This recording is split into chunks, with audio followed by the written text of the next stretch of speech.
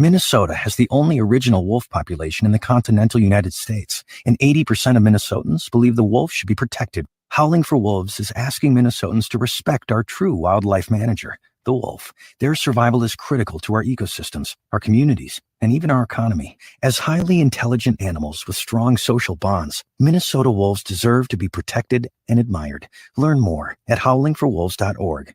Let's live and let howl. Hey, Cudahy to all my friends and relatives in four directions. This is Robert Pilot of Native Roots Radio presents I'm Awake. I'm here to ask you for your support. Finding honest Native-centered news is not easy, but with your support, we're able to provide accurate information about Standing Rock, Line 3, treaty violations, and COVID-19 in our Native communities.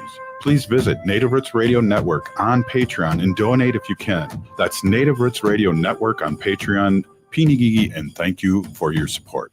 Hey, Ogimaa, I've been hearing a lot about this term, climate justice. What is that? Climate justice is recognizing that the negative impacts of climate change don't affect all people equally. It also means transitioning from a fossil fuel-based economy to a more sustainable future. MN 350 is one of the groups that's pushing for this transition to protect our futures. You can even get involved too. That's great, especially since I'm concerned about pipeline projects like Line 3. How can I help MN 350? Just find them on Facebook or visit mn350.org. Ramsey County's Transforming Systems Together initiative is rethinking how the county delivers services and invests in the community, including through grants. Grants are available to support individuals and organizations providing prevention services and serving vulnerable youth involved in child protection and foster care. To learn more and see if you or your organization qualifies, visit ramseycounty.us/TST grants. Applications are due by September 30th. COVID levels may be falling, but the virus is still around. Stay healthy and up to date on your COVID vaccinations and boosters. Right now, everyone 6 months and older is eligible to get a vaccination, while everyone 5 and up is eligible for their booster shot. Plus, you're eligible for a second booster if you're over 50 or received an initial booster dose at least 4 months ago. Find a vaccination site by calling 651-304-9986 or visit vaccineconnector.mn.gov. This message brought to you by the Native American Community Clinic. With your AM 950 weather, I'm Patrick Lulia. Partly cloudy tonight with a low of 53, then sunshine Saturday with a high of 70. Hazel's Northeast offers the most creative comfort food you'll find for any meal of the day. Hazel's is located at 29th and Johnson in Minneapolis, minutes from 35W. More at hazelsne2go.com. Portions of Native Roots Radio may be pre-recorded. It's a good day to be indigenous. Get up, stand up. They are going to become more brutal. Because all the hippies were trying to be Indians anyway. They're going to become more repressive because it's a matter of dollars and their illusionary concepts of power. Hey, Victor. We must live in balance with the earth. And also with recent happenings at Wounded Knee. I am awake. Welcome to Native Roots Radio presents I'm Awake, and I'm your host, Wakanja Hade. Hey, Cudahy to all my friends and relatives in four directions. You are listening to Native Roots Radio presents I'm Awake, and I'm your host, Robert Pilot. We discuss local and national Native news and events, and as you know, Native issues are human issues, and human issues are Native issues. And this part of the show is brought to you by MN 350. I don't know why I have an echo. Mike's hooked up, but I guess this portion is brought to you by Minnesota Indian Women's Sexual Assault Coalition, and I want to throw out to everybody, it's Orange Shirt Day here on Turtle Island, and I just want to give a big shout out to that. And Ogimaa, she just left. We are we're going to have State Senator Mary Kunesh on today, and we're going to talk about a lot of things. And I know she's really, really involved in our Orange Shirt Day. And Ogimaa, are you there? I think so. Can you hear me this time? You're not there. I don't know why it's not working. So I am here, and I see State Senator Mary Kunesh is floating around over there in the background.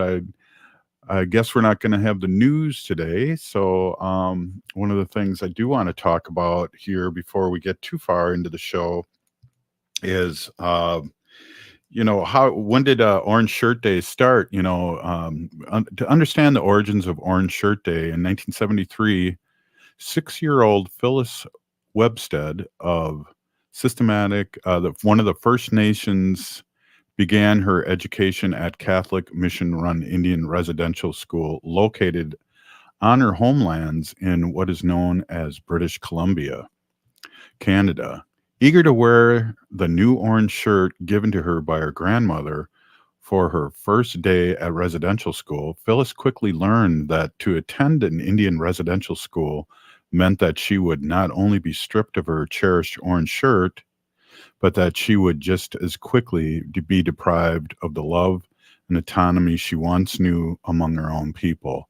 So that's why we have Orange Shirt Day, and it has to do with so many of our missing, murdered Indigenous women, but also our boarding school children that never came back home. And I'm going to try and grab State Senator Mary Kunesh. Hey, State Senator, are you there? I'm here. Hey, am I working again? I can't hear anyone. I think. Yeah, okay. It must be from the mothership here. I can't hear anyone from AM 950. That's probably the problem, Ogimaa. Can you hear me okay? Yep. So AM 950, you should leave and come back maybe, because I can't hear anybody on StreamYard. I can hear you hitting buttons there at the station, but that's about it. You should probably leave StreamYard and come back. Right. I hear you now, Ogimaa. You hear me Can now? you hear me?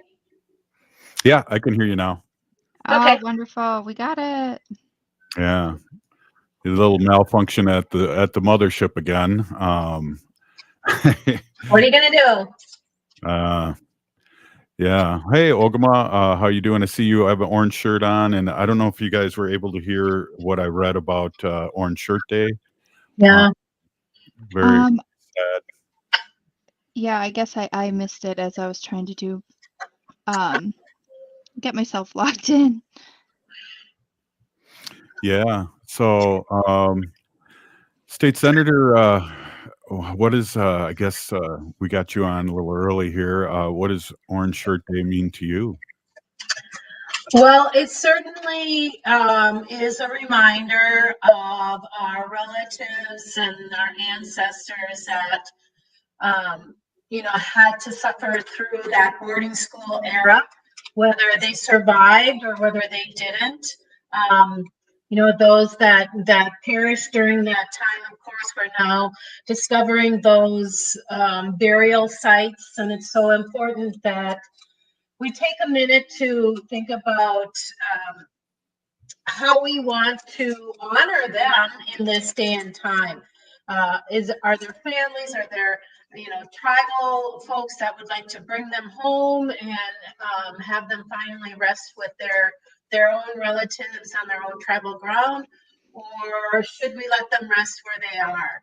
And I know that's a big discussion in Indian country, just what we need to do.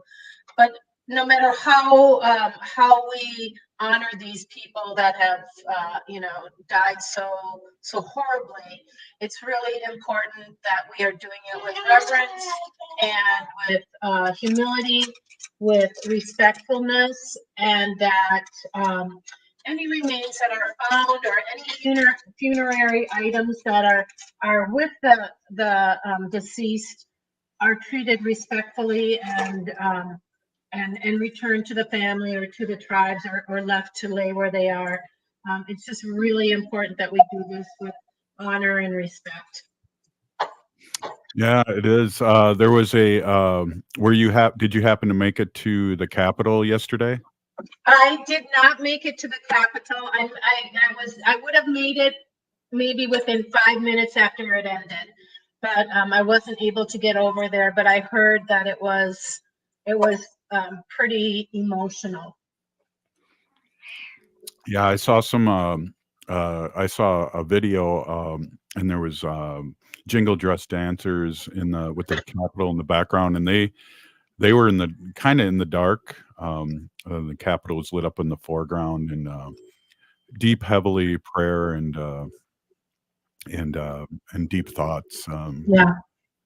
We couldn't make it right out there either because we had the radio show when it started, but yeah, Ogimaa, we all have people that went off in our family, like we were talking about yesterday. It affects everybody in one way or Mhm. another. We all have our own family stories, and we talked a little Absolutely. bit too, State Senator, yesterday about the trauma and how a lot of our relatives really didn't start talking about it until after uh, this Orange Shirt Day started a few years ago, and now a lot of people are talking about it.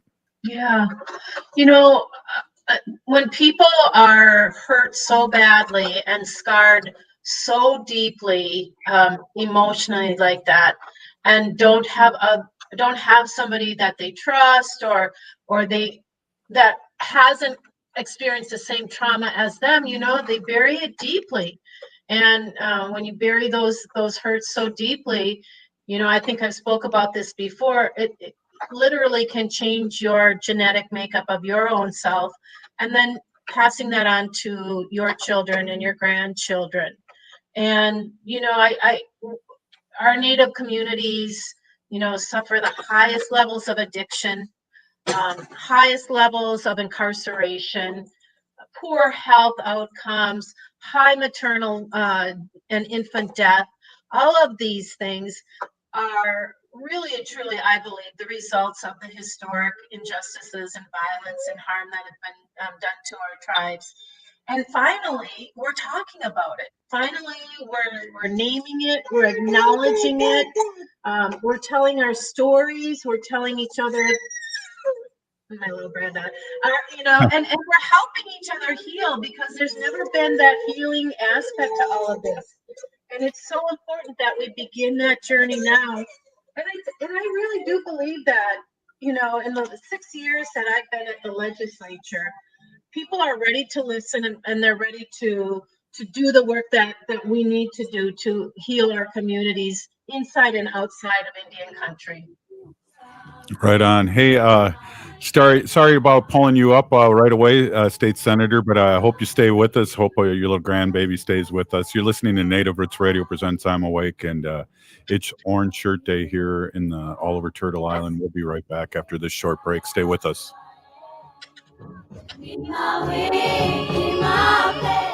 We are your relatives, We are your relations, brothers, sisters, sons, daughters. And some of us are your grandchildren. We are your community. Historically, we held places of honor and respect. Because of the impact of colonization, some of us are rejected, thrown out from family, friends, and community, set up as targets for sexual violence, sex trafficked, humiliated, tortured, and murdered.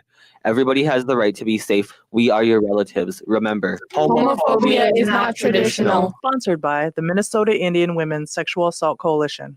At Metro State University, students learn from expert instructors in high-demand degree programs such as healthcare, technology, cybersecurity, teaching, and business. As one of the most diverse universities in Minnesota, Metro State University is a flexible learning environment dedicated to equity, inclusion, and anti-racism. Explore more than 60 high-quality undergraduate programs at Metro State University's Open House, online October 11th through 13th, and in person October 19th and 20th. Visit metrostate.edu for details.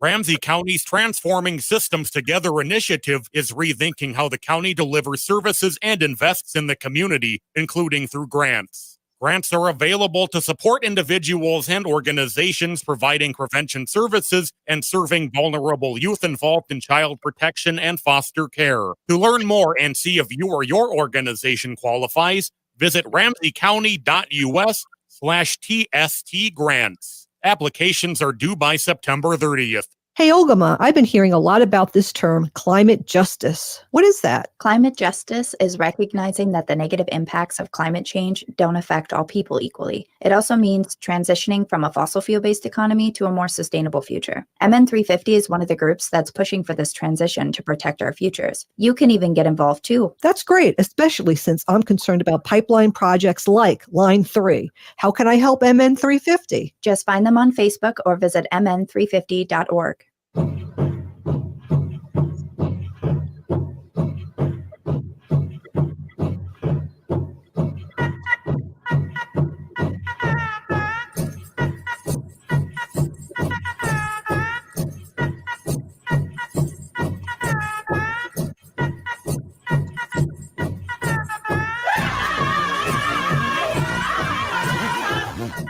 Welcome back to Native Roots Radio presents I'm Awake, and this is Robert Pilot. This portion of the show is brought to you by the Minnesota Indian Women's Sexual Assault Coalition. Hey, we're here a little early with State Senator Mary Kunesh. I'm glad you could jump on with us, and we're going to have a little news a little later in the show. We had a little rough start there, but we're all professionals. Well, I'm not, but you guys are professionals. And we're just talking a little bit about Orange Shirt Day and what it means to us and the people we know. It's interesting.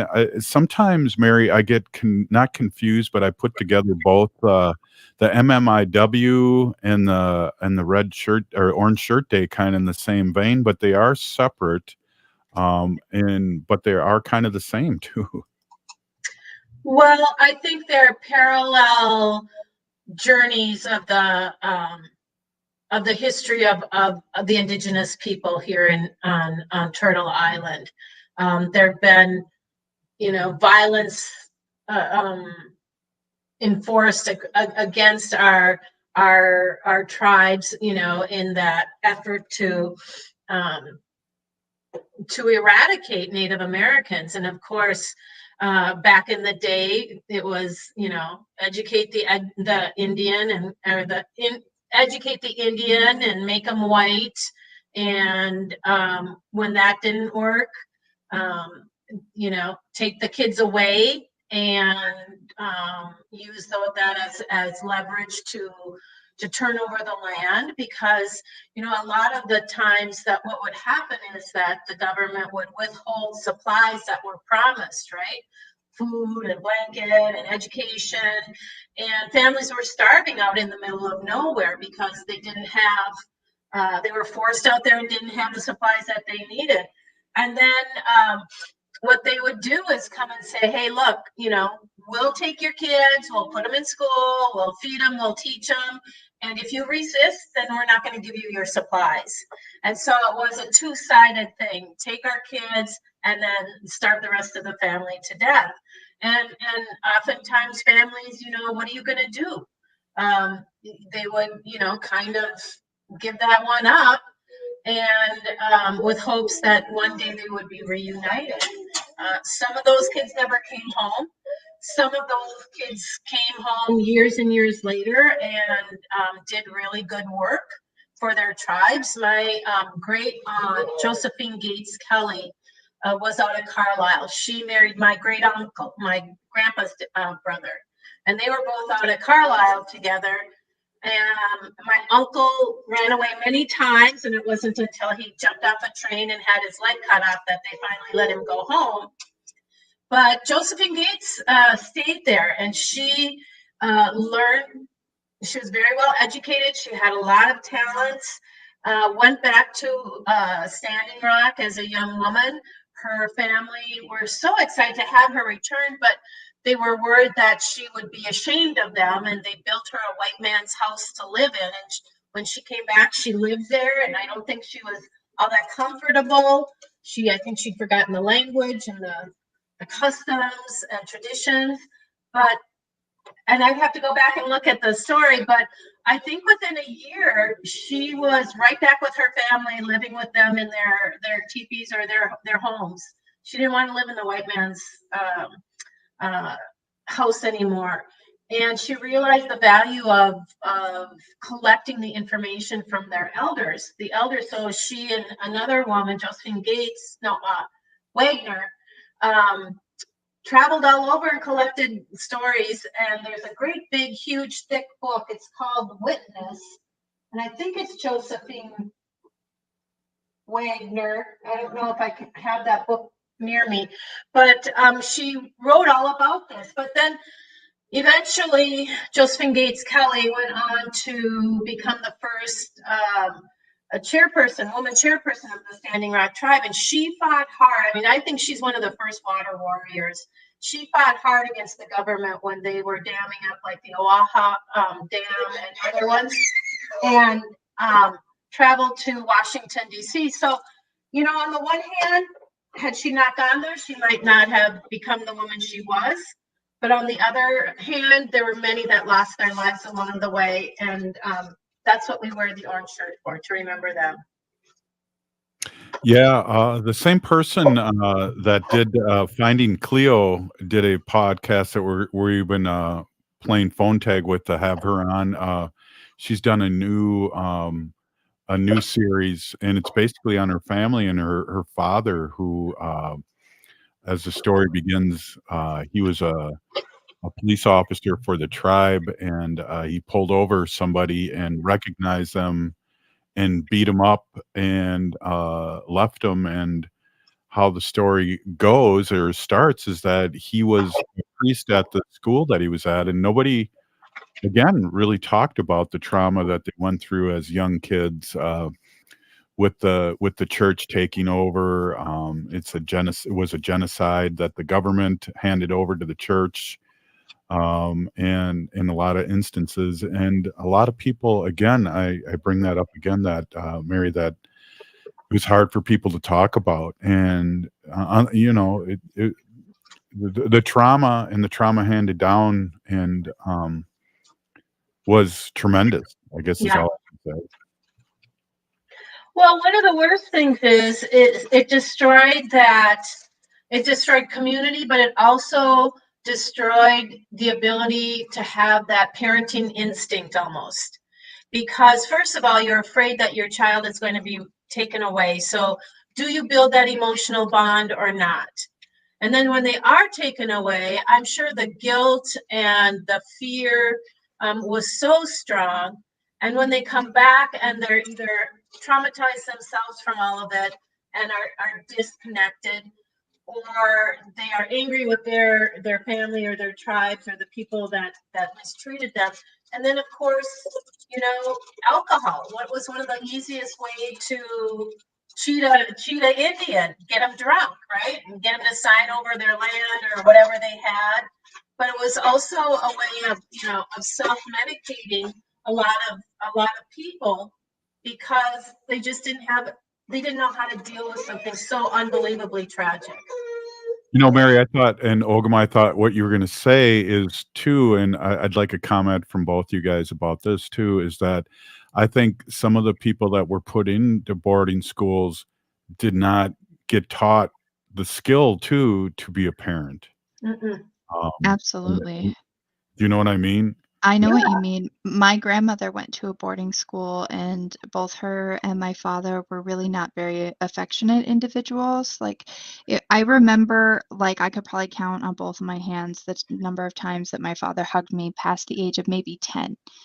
Like, once I got to be a little bit older, there was like very little affection, very little hugs, those kinds of things. And my grandmother was the same way. And she really wouldn't talk very much about her experience at boarding school. And when she would talk about it, she would kind of look over her shoulder and kind of see if anybody was like listening.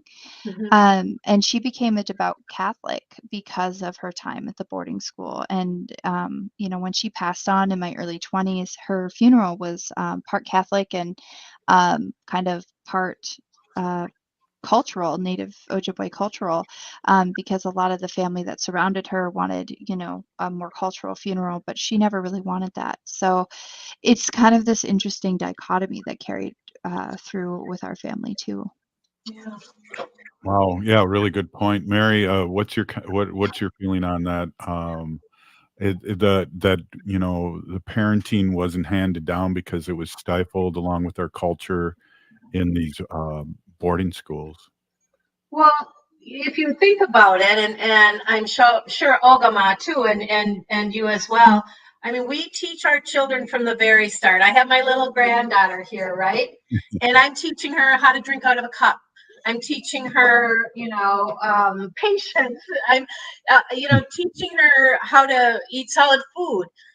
If nobody's ever taught me that, and I grew up in this huge family of 13 kids, so if it's one thing I know is how to do those sort of things, because I saw it, I could repeat it. I saw how it affected another human being, another child, and I'm very comfortable with that. But when you've never seen that or had that responsibility, or seen a mom nurse her child lovingly, you just don't know that that's how you are supposed to take care of your kids. And sometimes I think about those that didn't have that experience with their own mother or father, maybe made a lot of mistakes unknowingly, and the kids are then upset with their families. But those are the things that got lost. The language, the traditions, baby's first tooth. What do you do with that? When somebody, baby's first laugh, what do you do then? A coming of age practice. All of those things got lost, and we're just now finally bringing it back. And thank heavens we're bringing it back before it's too late. And it sounds like you and Ogimaa are breaking the cycle. I know how great of a parent Ogimaa is with both her children, and how caring and giving something that possibly you didn't have is the greatest gift you can give your children. So we got another segment with you, State Senator. You do mind? Sure, I'll stay. Keep on doing talking about the Orange Shirt Day here all over Turtle Island. You're listening to Native Roots Radio presents I'm Awake, and we'll be right back after this short break. Stay with us. Hey, Wendy, what are we doing for dinner after the show? How about we go to J. Selby's on 169 Victoria Street in St. Paul? They have a delicious plant-based menu that's compassionate and environmentally sustainable. I'm getting their spot-on vegan Big Mac, the dirty secret. You can pick up and they deliver within a 5-mile radius, or you can call them at 651-222-3263 or visit jselbys.com. Well, you sold me, Wen. Let's go order at J. Selby's tonight. I'm hungry. Hey, Patrick for Zero Res. All summer long, the kids have dragged in dirt, mud, worse, a few bugs, maybe more than a few bugs. And they made the house stink too. The good news is the kids are back in school, which means there's no better time to call Zero Res to clear the summer stench. Zero Res will clean up the leftover beach day fun that didn't stay at the beach, the spills left behind after the sleepovers, and more. And you can score big savings this month. Get 3 rooms pre-treated and clean starting at just $139 and take $75 off your air duct cleaning. Call today at 952-ZERO-RES or visit ZeroResMinnesota.com and ask for the AM 950 special. And when nothing but new will do, nobody knows floors better than Zero Res. If you're thinking about new flooring, check out ZFloors.com for Z Floors by Zero Res. Backward or forward spells the same. Zero Res. Electricity costs have hit historic highs, and they're likely to continue rising with no end in sight. If you own a business, those are costs that are eating away at your bottom line. But switching to All Energy Solar can help you see green instead of red. A system from All Energy Solar offers a bankable investment with energy costs that won't rise along with fossil fuels. So stop renting your energy from the utility company, because the rent keeps going up. Solar tax incentives are strong, returning up to 60% of your investment. But those credits will decrease in 2023. And with more businesses switching to solar, capacity is limited. That's why reserving your spot on the grid now has never been more critical. All Energy Solar has the experience of installing over 6,000 systems for all sorts of properties in the Midwest and beyond. Get a free no-obligation assessment from All Energy Solar's commercial solar specialists today by calling 800-620-3370 or visiting allenergysolar.com. Hi, Minnesota. This is David Packman, and you can catch my show weekdays at 2 p.m. for the latest in political news on AM 950, the progressive voice of Minnesota. Turn to Auto Technical with your vehicle donation. We have families waiting for a car. You know, over 85% of unemployed are successful in finding and keeping a job if they have dependable transportation. A car plus a job equals a life changed. 612-919-5526. We have families waiting for a car. 919-5526 or autotech.org.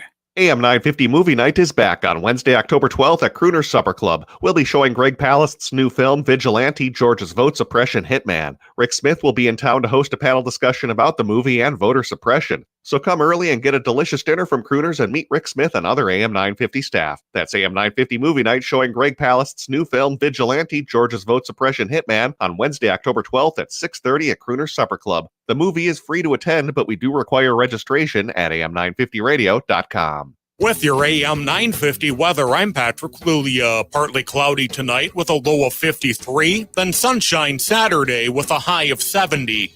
I'm Angela Warner, and my grandpa Jim Warner taught us to treat customers like family. And to thank you for 68 years, Warner Stellian is offering unbeatable appliance savings. Go to warnerstellian.com for a $50 exclusive coupon.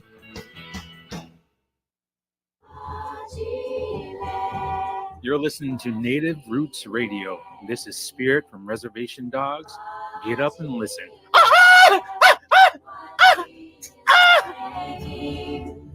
Welcome back to Native Roots Radio presents I'm Awake, and this is Robert Pilot. This portion of the show is brought to you by MN 350, a grassroots organization fighting for climate justice. Hey, we're here with State Senator Mary Kunesh and Ogimaa, of course.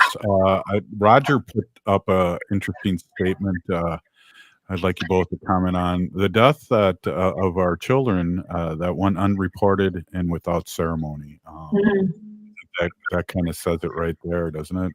Yeah. I definitely think so. I think, back when I first started on Native Roots Radio, I was writing, little essays and things like that. And I think one of the things that I wrote about was when it was the summer my mom's dog had died, and she'd had her for a long time. And, just the sense of ceremony that I had, with the passing of a family pet, and to think as a parent how lost and broken you would feel if your child was simply taken from you and never returned. And then, your ancestors find out later that they were killed and there was nothing anybody did to be able to have that ceremony for them to help them, make peace before they left for the spirit world. And that's definitely something that I think weighs heavy on a lot of Native people. Yeah, I agree. Again, really good insight. And off the subject, I miss those little stories that used to do for us, Ogimaa. I was ready to publish a book for you there with all those great stories you had. Maybe someday. Yeah, state senator. I think you're muted right now. I'm going to try and adjust your mic a little bit too, because you got a little weirdness going on here. Is that better? Yeah, you sound better. You were very hot. It was very, very loud and distorted. Oh, wow. Good. I hope this is better. Yeah, those are just the deaths that have gone unreported and without ceremony, where families, never heard back what happened to their children, and they waited forever and ever for them to return. I mean, that just has to be one of the most heartbreaking things that could happen to a parent, that that separation and that removal.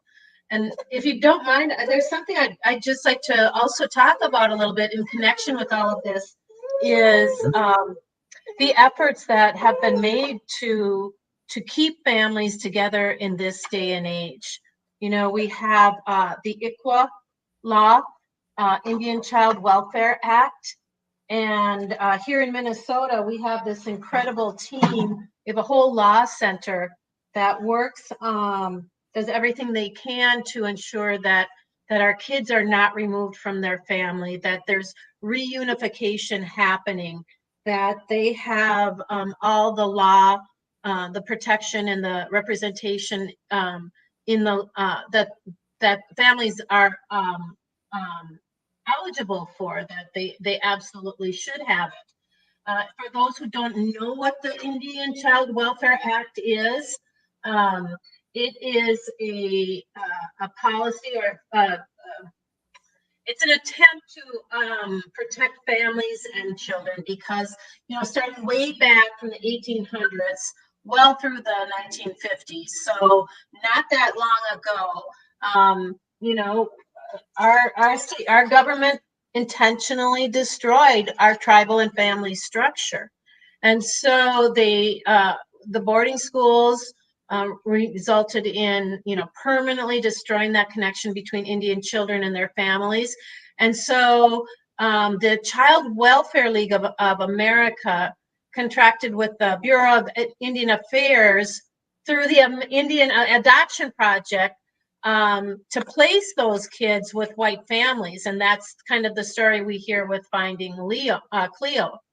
But then Congress finally enacted the Indian Child Welfare Act in 1978. And that's because, you know, our kids were removed more than any other group. And that still happens to this day from their family. And so they passed the act. And basically what it did is finally recognize tribal sovereignty. It made a statement of preserving Indian families, and then also asserted the tribal and the family connection. So if the family doesn't have the means to protect a child that's going to be in the foster care system or the adoption system, then the tribes can step in. And at this point, if a child is going to, a Native kid is, enrolled tribal members is going to be adopted, the tribes have every right to step in and say yes or no. But unfortunately, that law is being challenged. Yes, right there. The ICWA law is being challenged in Oklahoma court right now. And, you know, there are folks that are saying, you know, this is not right. This is, you know, Indians, people shouldn't have more rights than anybody else, that this is a racist policy. And so we have to work really hard in order to ensure that those protections are in place and not removed. And if they are removed at the federal level, which is, you know, I don't know, it could happen actually. We have to make sure that at the state level, we have those protections in place. And I can tell you there are many, many people across the country, Native and non-Native, who are working really hard to get those policies into our statutes, because we need those extra protections. And here in Minnesota, we have MIPA, Minnesota Indian Family Protection Act. And we're leading in those kind of protections here in Minnesota, but we have to continue to bolster them and reinforce them across the way so that there's no way that they can be removed. You know, you mentioned something a little earlier too, which is kind of, I don't know, a double-edged sword, but, you know, we have these protections, but also we have our Native kids are per capita are the largest group that are in foster care right now too. Yeah. But some can be in foster care with their family or with their grandparents and things like that. making sure that it's a culturally it's a cultural or familial foster care, because it used to be grandpas would take on the responsibility of their grandchildren, and they wouldn't get paid for it, and they struggled more and more and more.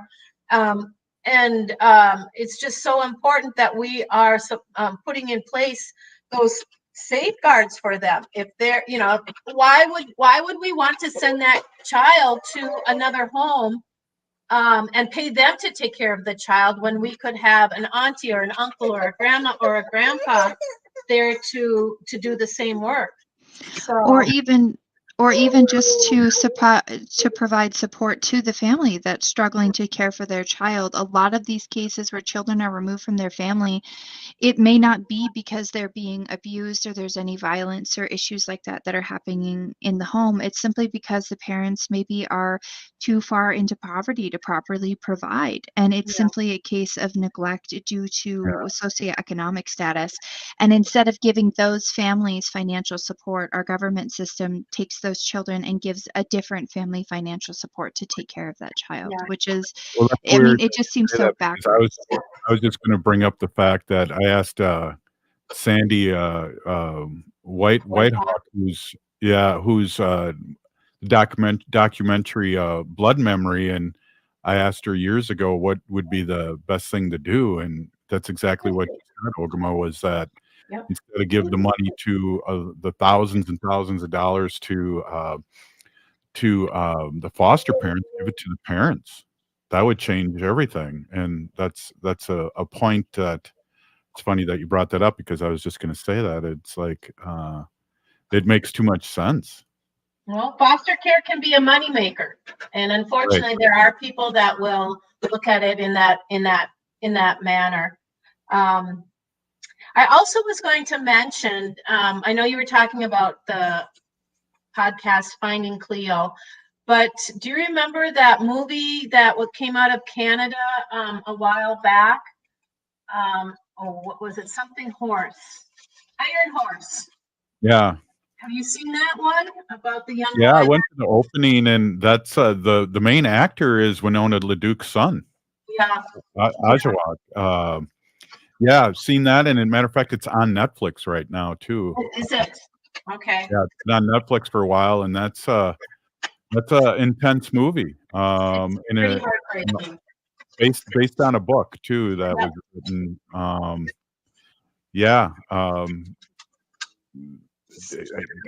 It's hard to talk about and not give away the movie, but it's also a hard movie to talk about.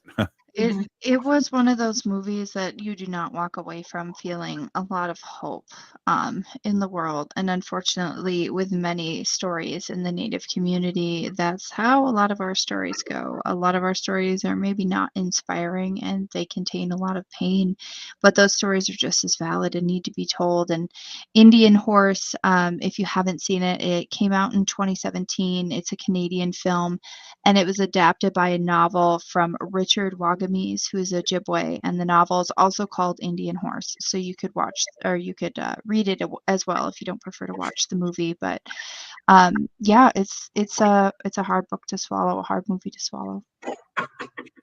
And it's done really well too. So I mean, that's the good thing. That's the positive thing, and that's the thing that we're still here, and we are attempting to tell our own stories, and that's what I can get positive out of it, Ogimaa. Yeah. No. But we're winding down here, Mary, and I really appreciate you jumping in here early. And I know you have your little one there that you're taking care of in a good way. So I appreciate you stopping in. This is a heavy day, and we'll have more to talk about with Ogimaa and I in this next segment. Thank you so much. State Sen.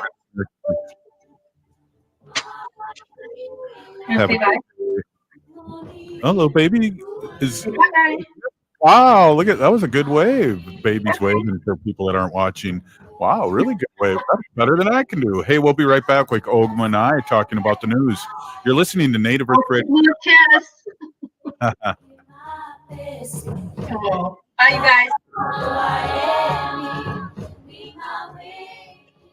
Hey, Ogimaa, I've been hearing a lot about this term, climate justice. What is that? Climate justice is recognizing that the negative impacts of climate change don't affect all people equally. It also means transitioning from a fossil fuel-based economy to a more sustainable future. MN 350 is one of the groups that's pushing for this transition to protect our futures. You can even get involved too. That's great, especially since I'm concerned about pipeline projects like Line 3. How can I help MN 350? Just find them on Facebook or visit mn350.org.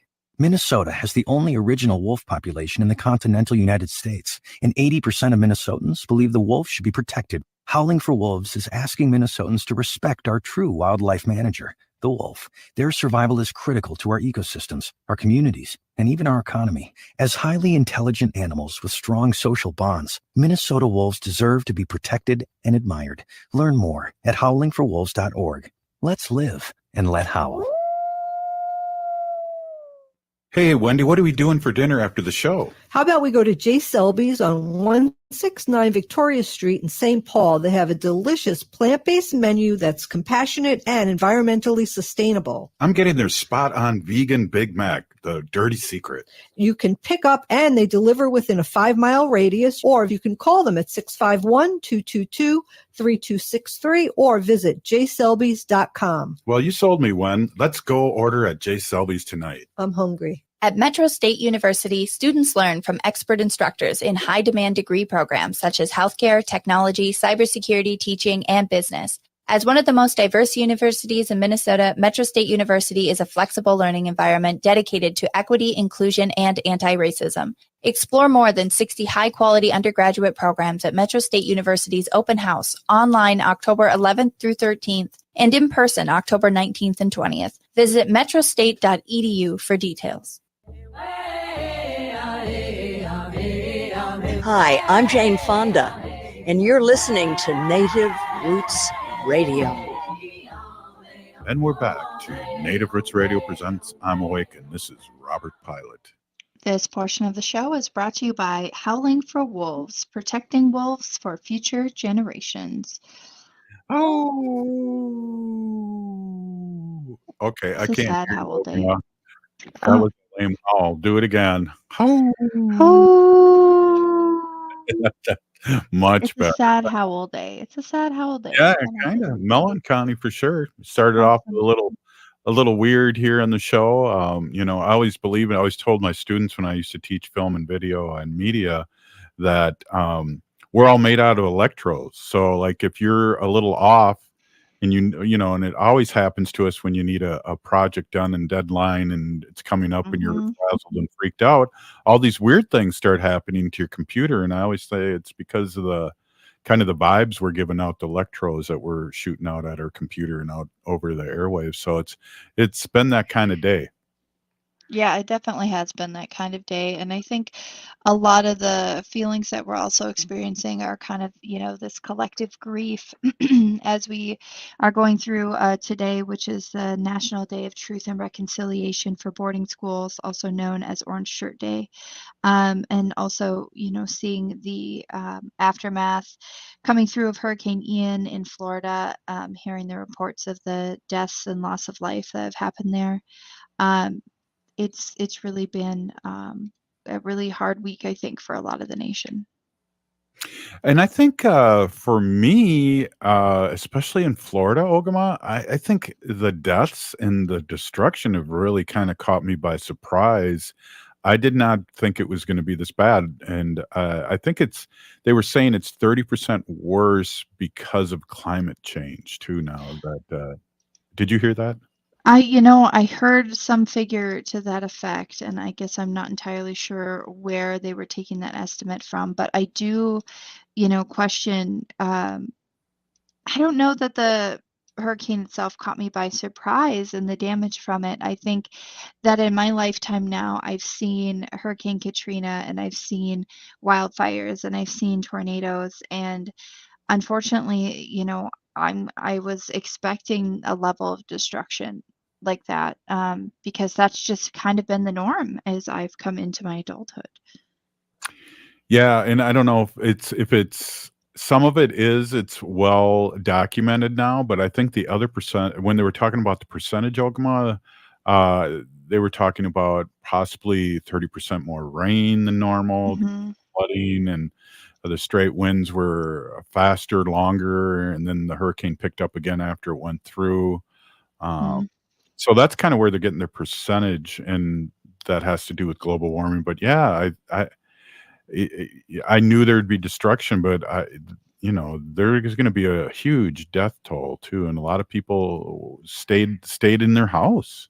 Yeah. The reports that I've heard so far, AP News is reporting some lower numbers around 14, but I've heard numbers as high as 17, and those numbers are only going to go up. There's going to be additional deaths from people as the time without power goes on, as the floodwaters are still high. Accidents will happen related to those as people are starting to move debris or are being trapped in places for extended periods of time.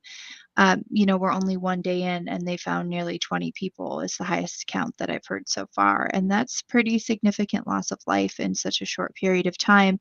And that also doesn't count, there's 4 to 5 deaths that are being reported in Cuba as well after the Hurricane Ian broke landfall there the day before it hit Florida. Or 2 days, excuse me, 2 days before it hit Florida. It struck Cuba on Tuesday and made landfall in Florida on Thursday. And it's expected to continue to tear through the northern part of the East Coast in the United States now, too. So, they're in a hurricane warning in South Carolina and North Carolina.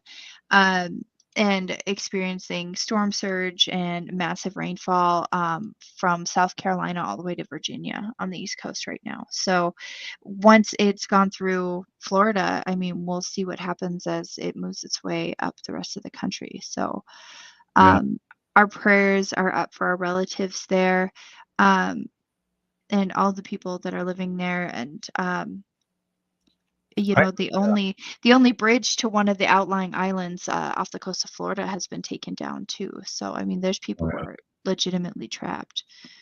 Well, I heard up to 60 people today that had passed away, but I also heard interviews of people that were saving people, but Mhm. also were not able to save everyone. So, in other words, those numbers of people that are missing are just Mhm. going to go up and up and up until they're confirmed Right. passed away. So, we're looking at huge numbers there, and we're looking also at a governor that, when he was in the Senate, voted against helping New Jersey out with their flood, and said that the federal government should not be dealing with state government issues. But he reached out to the president today or yesterday right away with his hand out, and the president responded, "Of course, we're going to help." You know. Right. So, Exactly. And we know it takes these levels of disasters, I think, for people to realize what is really needed and what is really important. And one of those things is definitely community and taking care of one another as human beings, taking care of each other as a nation. And, those kind of people that will tout that disconnect are often those that are proved wrong later, right? Um, so, Robert, I do have a couple of updates on a couple of runs and walks that we've been following, if I've got a few yeah. minutes for that. Um, the first one I wanted to talk about is one that I've been talking about off and on for the last few days. Danica Burr completed Back to the Homelands, which was an awareness run for healing. Danica Burr completed this afternoon a 100-mile run from Twin Buttes, North Dakota to Bismarck, North Dakota. She left at about 9 p.m. Yesterday evening and just arrived in Bismarck to a wonderful receiving group of children and family and friends as she completed her 100-mile run. So proud of this relative for doing what she does best and taking her athleticism and her passion for running and putting it into something to raise awareness and to make us all proud. So thank you, miigwech, to Danica Burr of MHA Nation for completion of your run for spirit and for healing. And Yeah. Robert, we've been following the Leonard Peltier Freedom Walk off and on, through the last couple of weeks. If you're not aware, Leonard Peltier's Walk to Justice or Leonard Peltier's Freedom Walk started at the end of the end of September, I believe, in Minneapolis, and they are going to Washington, D.C. There's a small group of people who have started from Minneapolis and are walking all the way to Washington, D.C. And if you're watching us online, I've got some images that I took down from their Facebook page today. And there's some videos and those types of things that are available under Leonard Peltier's Walk to Justice on social media, on Facebook. And then if you happen to want more information and want to talk to somebody from Leonard Peltier's Walk to Justice, if you want to call and say, hey, we're with you in spirit, those kinds of things. There's an email. You can go to leonardpeltierswalktojustice@gmail.com, and that'll put you directly in touch with Rachel Thunder and other people who are on that walk to talk to them and to give them your support. So just this really beautiful group of people who are traveling together. One of those is Leonard Peltier's youngest daughter, Kathy, who's sadly never known her father out of prison. He was sent to prison the year she was born. So our prayers are with those relatives as well as they make their way to Washington, D.C., and we'll have more updates on that and Danica Burr's run on Monday. Yeah, perfect. Hey, Miiskogihmiiwan, Ogimaa, for what you do, and shout out to State Senator Mary Kunesh. If you're listening to the show, you are part of the resistance from Chief Plentycoops. The ground in which we stand on is sacred ground. It is the blood of our ancestors. We need to resist, divest, join a group, run for office. A shout out to the Seminole Nation, who has 5 reservations out there in Big Cypress and the Everglades. We're still here. We are the 7th generation. Free Leonard Peltier now.